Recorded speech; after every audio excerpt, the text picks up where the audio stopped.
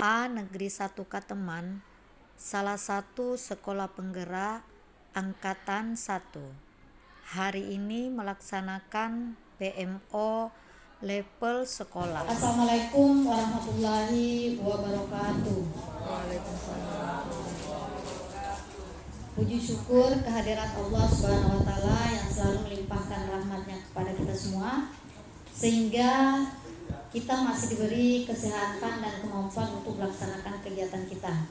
Dan tak lupa selawat beriring salam kita haturkan kepada junjungan kita Nabi Muhammad SAW dengan mengucapkan Allahumma shalli ala sayyidina Muhammad wa ala alihi sayyidina Muhammad. Terima kasih Bapak dan Ibu yang sudah hadir.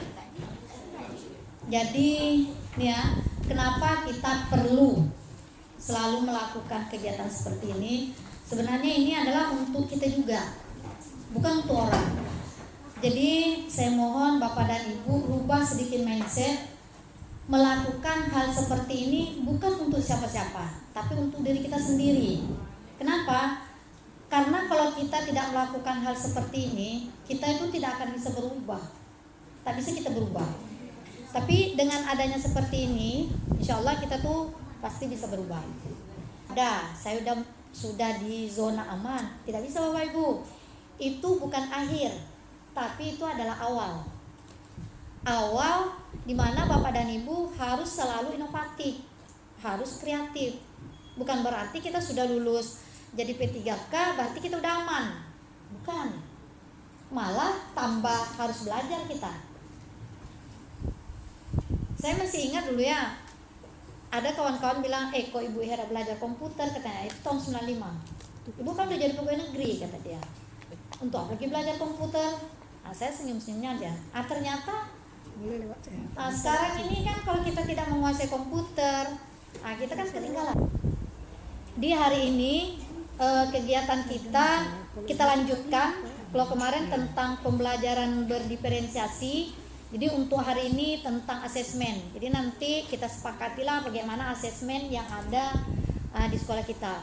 Kemudian sebelumnya mungkin nanti Pak Desi kita tanyalah apakah kawan-kawan sudah menerapkan pembelajaran berdiferensiasi. Kita mintalah mereka refleksi lah barangkali namanya Pak Desi ya, siapa yang sudah, kemudian silakan diceritanya. Sebelum kita masuk ke asesmen, saya ingin tahu lah siapa yang sudah misalnya pembelajaran berdiferensiasi, karena untuk laporan berikutnya di sini ada kendala ya, ada kendala. Misalnya apa kendala yang Bapak Ibu hadapi ya di kelas saat pembelajaran berdiferensiasi. Jadi untuk sambutan saya akhiri dulu. Wabillahi taufiq wal hidayah. Wassalamualaikum warahmatullahi wabarakatuh. Waalaikumsalam.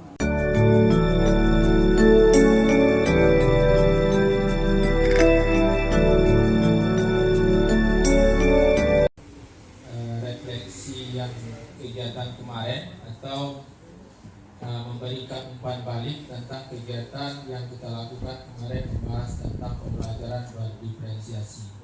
Tapi sebelum itu kita perlu juga mensepakati PMO kita sore hari ini mudah-mudahan tidak keluar dari dua pembahasan yang sudah kita tentukan tadi. Dan yang pertama itu adalah refleksi tentang pembelajaran berdiferensiasi yang Bapak Ibu lakukan di kelas. Baik Bapak Ibu, mungkin waktunya cukup singkat nih untuk kita merefleksi. Refleksi pertama dari Ibu Maya. Beliau menyatakan belum memahami sepenuhnya tentang pembelajaran berdiferensiasi. Refleksi yang kedua dari Pak Indra. Beliau menyampaikan pembelajaran diferensiasi.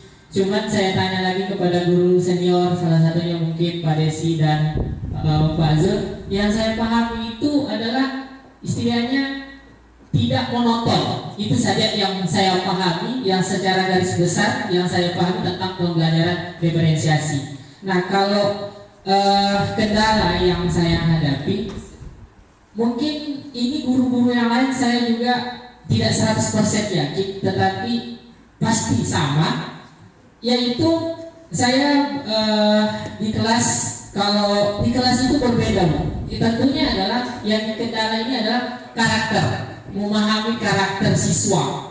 Apalagi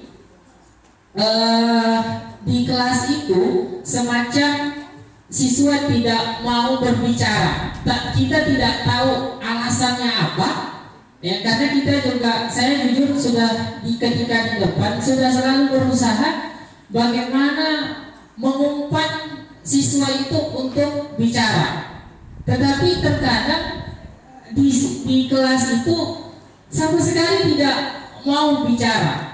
Nah, kalau misalnya saya ambil contoh di kelas 11A, anaknya Ibu Nemi, wah itu luar biasa itu. Pokoknya ketika kita mau menerapkan model pembelajaran apa saja, saya yakin dan percaya di lokal itu berhasil.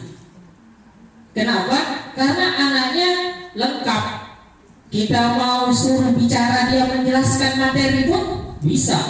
Apalagi hanya kalau sekedar disuruh kerja kelompok, mengungkapkan pendapat, itu sudah makanan dia. Cuman terkadang itu kendalanya ada di kelas itu yang tidak sama sekali. Jadi ceritanya bagaimana caranya itu kita tahu potensi yang ada di anak. Jujur kalau saya sudah udah lemah lembut dikasih, katakanlah misalnya saya suruh kau cerita saja, nak. Apa yang mau kau cerita yang ada di kepalamu ceritakan. Tidak terfokus bahwa apa yang saya ucapkan ini salah benar, tidak. Kenapa? Karena dalam sistem saya mengajar, Bu, saya tidak menggunakan salah benar, tetapi saya menggunakan kata tepat dan kurang tepat karena cocok dengan ilmu saya sosiologi, selalu mengalami yang namanya perkembangan tergantung apa yang ada di masyarakat. Jadi apa yang dia lihat di masyarakat, ya itulah yang dia ungkapkan. Karena belum tentu yang di masyarakat yang misalnya dia bicara di Guntung, dia berada di Tembilahan, kan otomatis kan berbeda mereka dinamika masyarakatnya itu. Tetapi tetap juga nggak mau bicara. Jadi kendalanya itu memahami karakter itu tadi, karakter siswa itu yang kalau dalam diri saya sebagai guru kurang. Artinya belum tahu sepenuhnya bagaimana caranya mengetahui karakter peserta didik dalam proses pembelajaran. Jadi kita nggak tahu nih bagaimana mau menerapkannya lagi, metode pembelajaran apa lagi yang harus kita terapkan. Kalau disuruh menjelaskan, orangnya tidak. Diferensiasi itu adalah pertama sekali sesuai dengan yang kita berbagi praktek baik kemarin. Pembelajaran berdiferensiasi itu kita mulai dari asesmen awal sebenarnya, di mana asesmen awal itu dulunya nama asesmen diagnostik. Jadi kita buat angket kepada siswa, kemudian siswa nanti akan menjawab pertanyaan berdasarkan kebutuhan kita di kelas. Kemudian kita dapat nanti menentukan di materi tersebut asesmen awal bisa dilakukan per semester, bisa dilakukan per materi tergantung kepada kebutuhan Bapak Ibu. Bagaimana Bapak Ibu bisa melihat bakat dan minat peserta didik di kelas? Kita yang tahu, materi kita yang tahu. Sekarang ini untuk materi dari sekolah atau dari pemerintah hanya menyediakan satu, CP. Dari sekolah menyediakan JP. Kita menurunkan menjadi TP, kemudian ATP menjadi modul ajar, nanti akan diterangkan juga oleh Bu Reza dengan Bu Cici tentang asesmen. Itu yang kita lakukan di pembelajaran kita. Adakah nanti yang kita copy dari PMM? Ya silakan. Oke. Kemudian yang berdiferensiasi itu ada 3. Bisa itu berbentuk proses. Bapak Ibu, berdiferensiasi proses bisa. Pembelajaran yang berdiferensiasi dalam proses itu bisa. Yang kedua itu tentang konten. Pembelajaran yang menggunakan konten yang berbeda. Yang ketiga berdiferensiasi dalam produk. Kalau Produk tentu sebuah hasil pembelajaran yang dibuat oleh siswa, nanti bisa saja nanti di permateri Bapak Ibu tidak ditentukan kepada siswa bagaimana dia menghasilkan produk tersebut. Yang jelas diferensiasinya di situ nampak berdasarkan bakat minat peserta didik. Kalau kami bahasa Inggris kan diferensiasi produk itu hanya 4: writing, speaking, reading, listening. Tidak bisa diprodukkan karena dia tidak nampak. Jadi listening bisa nanti diproses.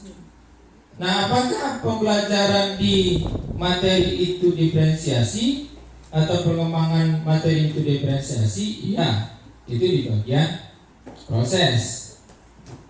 Ya, bagian proses, apakah bentuk diskusi nanti, apakah nanti Bapak Ibu melakukan pembelajaran. Sekali lagi, kelas dan pelaksanaan pembelajaran Bapak Ibu di kelas lah yang tahu ini materi saya bisa nanti berdiferensiasi atau melakukan berdiferensiasi. Itu kan kita melakukan pembelajaran yang ada ragam sesuai bakat minat di kelas kita, bervariasi, tidak monoton. Kalau kita dulu kan ceramah siswa mendengarkan. Kalau sekarang disarankan kepada Bapak Ibu di kelas. Mungkin dan sebagian besar saya yakin Bapak Ibu sudah melakukan pembelajaran berdiferensiasi di kelas. Ada bentuk diskusi, itu juga berdiferensiasi. Mereka akan menyampaikan nanti materi atau pendapat yang berbeda tentang suatu pandangan materi yang kita sampaikan. Jadi ada 3, ada proses, ada konten, kemudian ada produk. Selanjutnya materi asesmen disampaikan oleh Ibu Riza dibantu oleh Ibu Cici.